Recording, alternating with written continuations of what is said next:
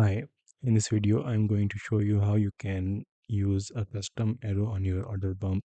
So first, what you're going to do is copy the code from here and then drag a raw HTML element here. Be sure to use style tag and then paste the code here. Hit save and preview. As you can see, the arrow has been changed.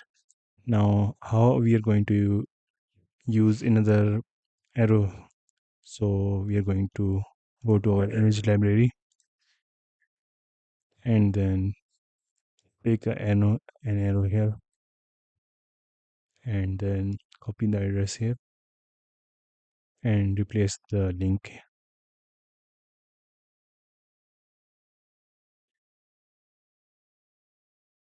Save.